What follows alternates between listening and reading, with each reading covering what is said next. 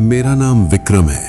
31 साल, मुंबई बांद्रा में रहता हूं। बिजनेस है। मेरी बीवी नैना 28 साल। जब हम मिले थे तो वो 25 की थी। पहली नजर में ही उसने मुझे अपना बना लिया था। लंबे काले घने बाल जो कमर से नीचे तक आते हैं, कजरारी आंखें जो एक बार देख लें तो रात भर नींद उड़ा दें, होंठ गुलाबी और भरे हुए, और कमर इतनी पतली कि मेरी दोनों हथेलियां आसानी से मिल जाएं। हमारी शादी को 2.5 साल हो चुके हैं। हमारा प्यार वो सिर्फ प्यार नहीं था, वो जुनून था। हर रात हम एक दूसरे को नए तरीके से खोजते थे। मैं उसकी साड़ी खोलता तो वो शर्मा कर भी मेरी आंखों में देखती रहती। उसकी सांसें मेरी गर्दन पर गर्म लगती। मैं उसकी कमर पर काटता तो वो करहा कर मेरे नाम लेती। हम दोनों एक दूसरे के अंदर इतना खो जाते कि बेड गीला हो जाता। सुबह उठते तो वो मेरे सीने पर सिर रखकर कहती, विक्रम तू मेरा है, सिर्फ मेरा। लेकिन पिछले 8 महीने से हर शुक्रवार रात नैना गायब हो जाती है। शुक्रवार शाम 6 बजे से शुरू होता है। वो नहाकर निकलती है। लाल साड़ी, लाल बिंदी, लाल चूड़ियां, लाल लिपस्टिक। उसकी आंखों में एक अलग ही नशा होता है। वो मेरे सामने तैयार होती है, धीरे धीरे साड़ी लपेटती है। मैं देखता रहता हूं। वो जानबूझकर मेरे सामने झुकती है ताकि मैं उसकी कमर देख लूं। फिर मेरे पास आती है, मेरे होठों पर उंगली रखकर फुसफुसाती है, बस एक रात की बात है विक्रम, कल सुबह तक मैं सिर्फ केरी हूं। फिर मेरे होंठ चूमती है, ऐसा चूमती है कि मेरी सांस रुक जाती है। फिर दरवाजा बंद करके चली जाती है। मैं इंतजार करता हूं। रात 7, 8, 9, 10, फिर सुबह 5 बजे दरवाजा खुलता है। नैना लौटती है, बाल बिखरे, होंठ सूजे हुए, गर्दन पर लाल नीले निशान, साड़ी उल्टी, चूड़ियां टूटी हुई, और उसकी आंखें जैसे कोई 10 बार चरम पर पहुंच चुका हो। उसकी चाल जैसे अभी भी कोई उसे पीछे से पकड़े हुए हो। वो बेड पर गिरती है और सो जाती है। मैं उसे छूता हूं तो उसका शरीर जल रहा होता है, और उसकी सांसों से एक अजीब सी इत्र की खुशबू आती जो मेरे पास कभी नहीं थी।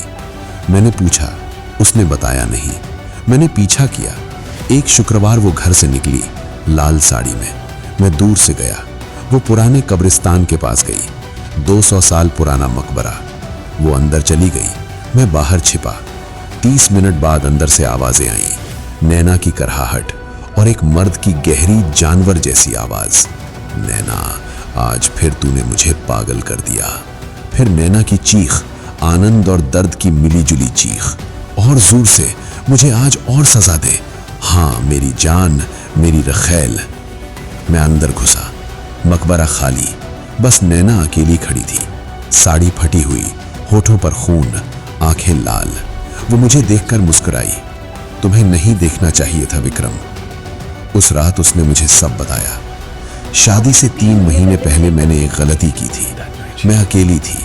एक पुराना लैंप मिला था, मैंने रगड़ा था, जिन निकला था। उसकी आंखें आग की तरह जल रही थी, बदन पर सिर्फ काला धुआं।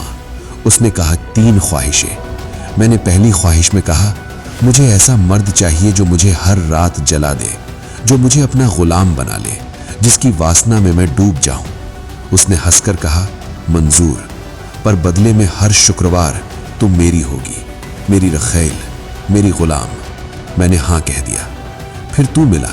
मैंने सोचा शादी कर लूंगी तो वो चला जाएगा, पर वो नहीं गया।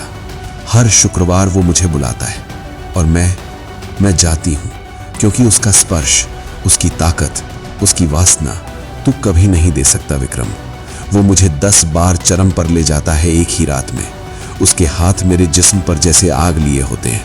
उसके होंठ मेरे होंठ चूसते हैं जैसे मेरी रूह निकाल लेगा, और मैं उसके नीचे चीखती हूं, फिर भी और मांगती हूं। मैंने उसे थप्पड़ मारा। वो रोई नहीं, बस मुस्कुराई और बोली, अब तू भी आजाद है। अगले शुक्रवार से मैं हमेशा के लिए उसकी हो जाऊंगी, उसकी दुनिया में, उसकी रखैल बनकर, और तू यहां अकेला रोता रहेगा। आज शुक्रवार है। नैना तैयार हो रही है, लाल साड़ी, लाल बिंदी, लाल चूड़ियां। मैंने दरवाजा लॉक कर दिया।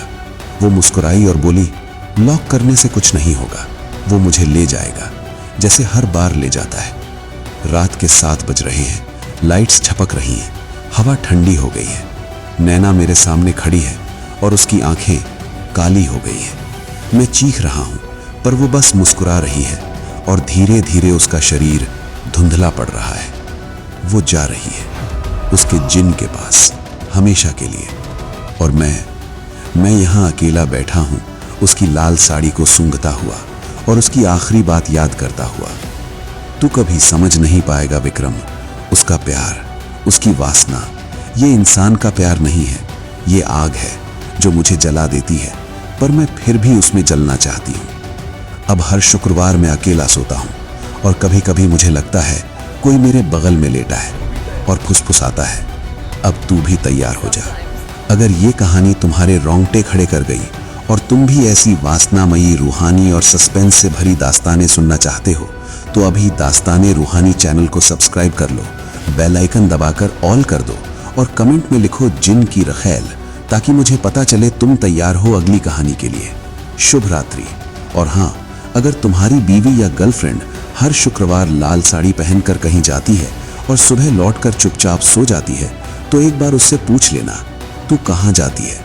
शायद जवाब तुम्हें पसंद ना आए। दास्ताने रूहानी, जहां वासना भी रूहानी हो जाती है। सब्सक्राइब करो अभी। धन्यवाद।